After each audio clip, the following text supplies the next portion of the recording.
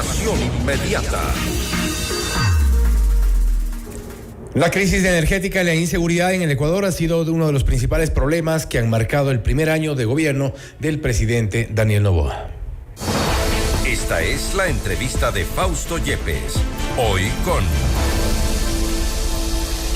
Estamos en los estudios de FM Mundo con Roberto Izurieta, representante del Ecuador ante el BID y además exsecretario de Comunicación, para hablar sobre este año de gestión del gobierno. ¿Cuál es la ruta que ha seguido el presidente Daniel Noboa en este año? Sin duda, lleno de problemas, algunas complicaciones también, evidentemente, para los ciudadanos, algo que ahora mismo lo estamos viviendo. Roberto, gracias por estar con nosotros. Bienvenido.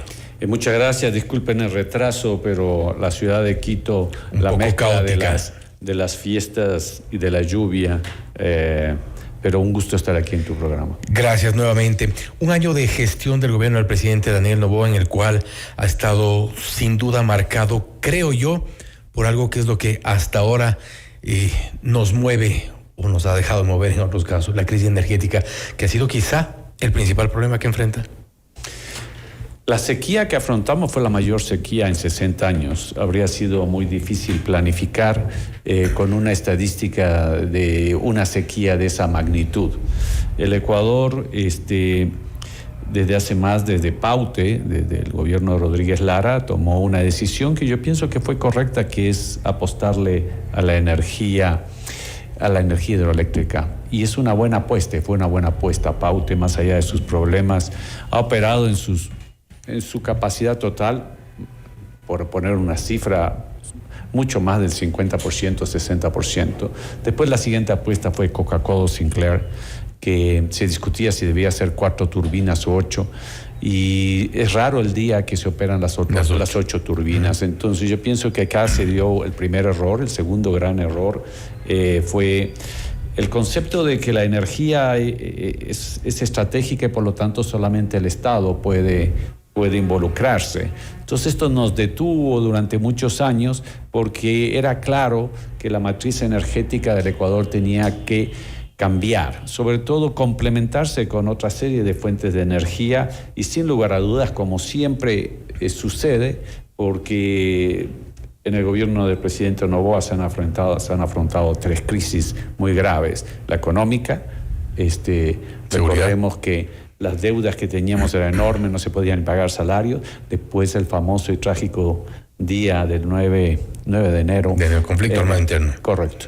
Y esta sequía. Entonces decir que solo el Estado puede invertir, ese fue un gran error. Se envió una ley para pedir que originalmente 100 megas que puedan venir del sector privado, le bajaron a 10, esta segunda vez lo permitieron.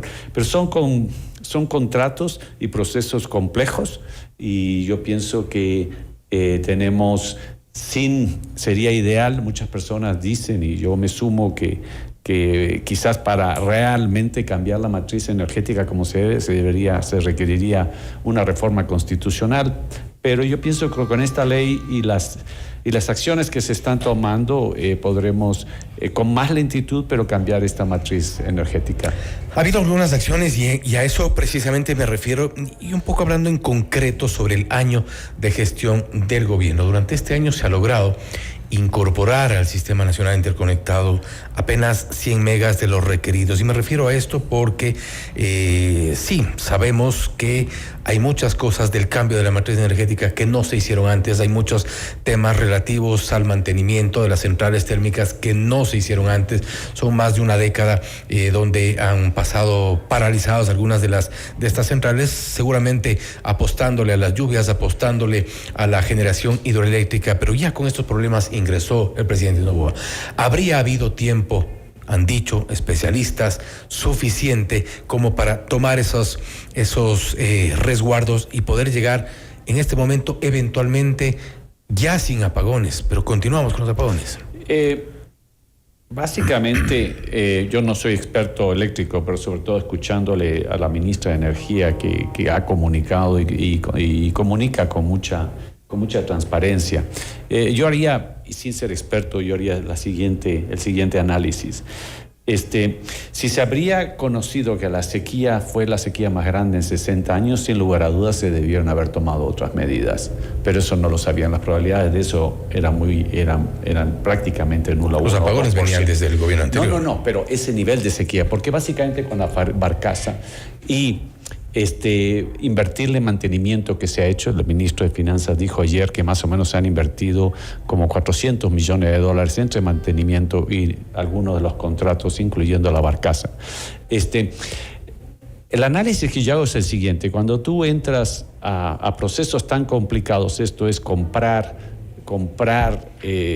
centrales, o sea, y construir centrales, cuando estás al apuro, es lo que pasa siempre.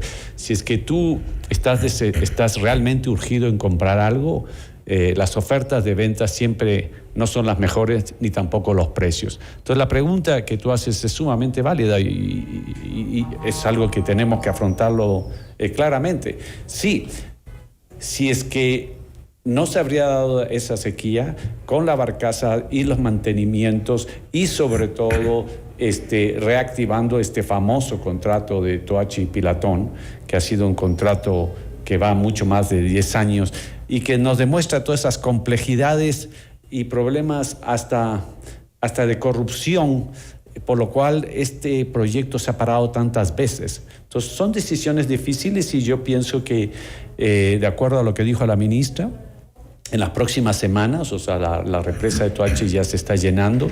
En la próxima semana vendrán todavía más pruebas y muy probablemente 1 y 2, 3 turbinas rápidamente. Yo ahí discrepo un poco respecto de la comunicación, tanto porque hemos visto a la ministra constantemente salir a los medios. No ha faltado por comunicación y eso sí, hay que reconocerlo, pero desde hace varios meses ya nos han informado de a poco que ya están los contratos. Hablamos de un primer bloque, 341 megavatios, hablamos de un segundo bloque sobre los 600 megavatios. Este primer bloque, la barcaza se cumplió, los otros 241 megavatios.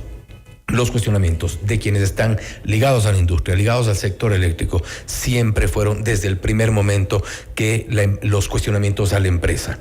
Desde el gobierno no se escucharon esas voces y hoy la ministra reconoce que hay problemas, por ejemplo, con Progen. No es un tema sobre el cual vamos a ahondar porque evidentemente le corresponde a la ministra hacerlo, pero hay problemas de comunicación también. La gente, ¿qué es lo que siente ahora? Ya perdimos la confianza, nos están engañando, nos dijeron que no hay apagones y hay apagones, ley no más apagones, pues hubo apagones.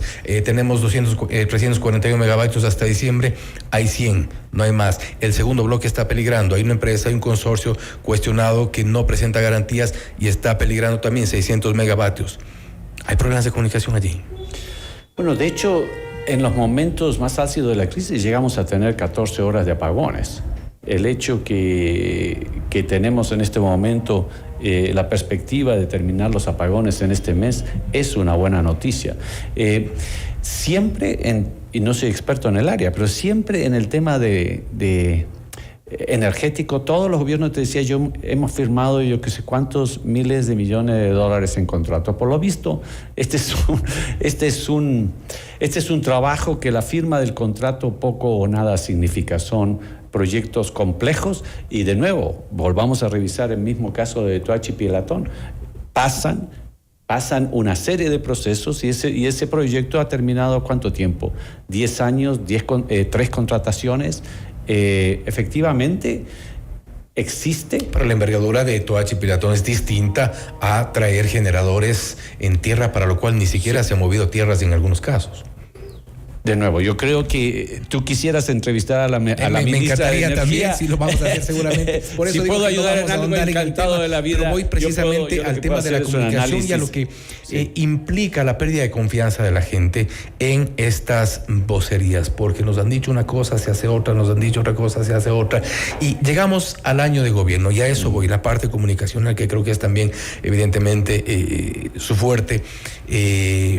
¿Cómo recuperar esa confianza? Porque lamentablemente la gente está ya, en algunos casos, resignada a ciertos problemas, pero hay también un momento político importante y hay una comunicación que está fallando.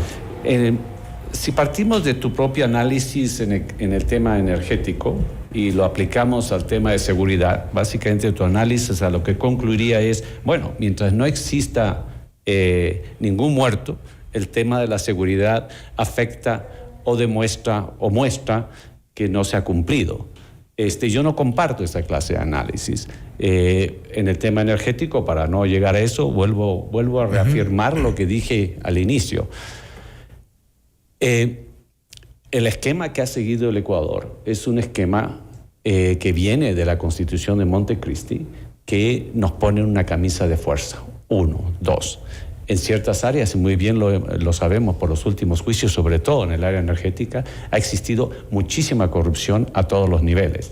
Estas dos cosas hacen que es muy, muy difícil avanzar en esa área. Y se están haciendo los cambios y, de hecho, tenemos ahora 2 horas de apagones versus lo que llegamos a tener en el máximo de la crisis. Pero esa matriz energética hay que cambiarla, y hay que cambiarla cuando los ecuatorianos en realidad apoyemos y tomemos una decisión de que esos cambios son complejos y se necesita que entre el sector privado más que el público. El sector privado puede invertir todos los contratos y los problemas que estamos hablando. Cuando es de parte del sector público se van a demorar generalmente 5 veces más, y además cuando existe el dinero, porque no nos olvidemos. De todas formas, será de mediano plazo eso. Será de mediano plazo. Sin lugar a dudas. Largo. O sea, la matriz energética como tiene que cambiar. Si yo soy una persona, por ejemplo, yo creo que la gran solución, que también va a tomar tiempo, pero eso no significa que el problema no esté solucionado, pero va a ser la enorme garantía, que es la interconexión con el Perú, porque la energía de Perú viene del gas. Y también se tiene que avanzar en las exploraciones de gas, porque necesitamos gas para tener energía. Y de nuevo, volvamos a la Constitución de Montecristi y este concepto en el cual todo es estratégico, por lo tanto todo es del Estado y por lo tanto todo es ineficiente, y terminan con enormes casos de corrupción, como lo hemos visto, y así lo ha dicho el sistema de justicia. Y parece que lo seguimos viendo. Mientras yo soy, primero, la corrupción, así como los problemas de seguridad, no se pueden acabar de la noche a la mañana. Pero cuando tú tienes autoridades que toman la decisión de producir un cambio, en el caso, por ejemplo, de la seguridad, que veíamos en una espiral irreversible, se detiene la tendencia y comienza a bajar las cifras. Cuando en este momento, por ejemplo, el número de cantones que están en una situación de emergencia son menores. Y lo que quiero decir es, pero en algunos casos son los mismos. Los cambios, perdón. En algunos casos son los mismos, Daule, Durán, por ejemplo. Correcto, o sea, los cantones que son siempre los más afectados. Han reclamado inclusive que ha sido esta presencia esporádica del gobierno, ha sido únicamente un tema incluso de uso mediático, porque decían, bueno, vino un fin de semana con todas las tanquetas y luego volvió la inseguridad. Ese es el cuestionamiento que hacen quienes sufren la inseguridad en ese sector. Los índices de seguridad están mejores que lo que estaban hace un año. O menos, peores. O sea, los índices de seguridad están mejores, o los índices de inseguridad han bajado. Y eso es muy importante. En un caso dices, hay mucha comunicación, o en otro caso no hay comunicación. No, son problemas complejos, y yo voy al fondo del problema. El Ecuador ha pasado un año sumamente duro. Este ha sido un año muy, muy difícil, que comienza con una crisis económica, porque gran parte de las soluciones a los problemas energéticos y de seguridad se requieren recursos del Estado. Y las deudas que teníamos a los proveedores, no se podía ni siquiera pagar salarios. Por eso se hizo un plan económico que ha sido respaldado por los organismos internacionales como un plan que realmente es serio, y han salido a la ayuda. Eso nos ha permitido avanzar de nuevo en el caso energético, por lo menos $500 millones que se han podido invertir. ¿Que algunas de esas contrataciones están retrasadas? Sí, la ministra, el ministerio y todas las autoridades competentes. Han mentido a las autoridades. La ministra incluso ha dicho que uno de los representantes de esta empresa les han mentido a las autoridades, incluso llegaron a afirmar cosas. Lo que dijo la ministra es que afirmar cosas que no han cumplido. Exactamente. O sea, eso es distinto de mentir, y tengamos claro quién es el que está mintiendo, para empezar. Por eso me refiero, la ministra ha dicho que la empresa les ha mentido a ellos, al gobierno. Exacto, que lo que ofrecieron están retrasados. Y será ella y las autoridades las que nos van a seguir informando cómo están estos retrasos y las multas que ya se están corriendo, y las decisiones las tomará la ministra de Energía.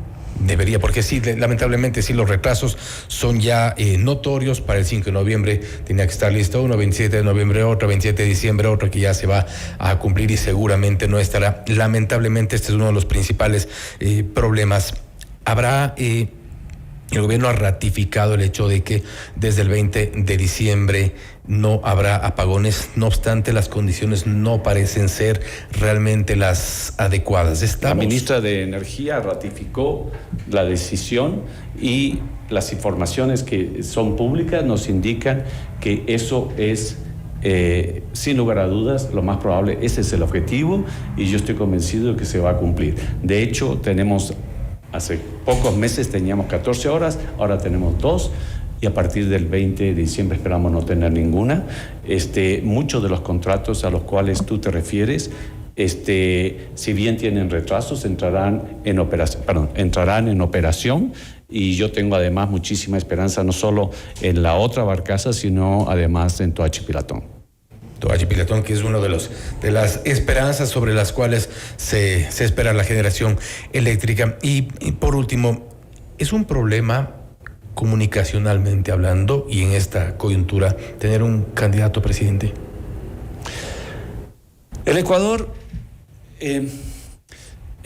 ha estado atado, yo diría, por los últimos 15 años, por una corriente política, el correísmo, que cree y ha sostenido, y muchos, es una tesis que circula mucho, sobre todo en América Latina, que el Estado es el que tiene que hacer todo.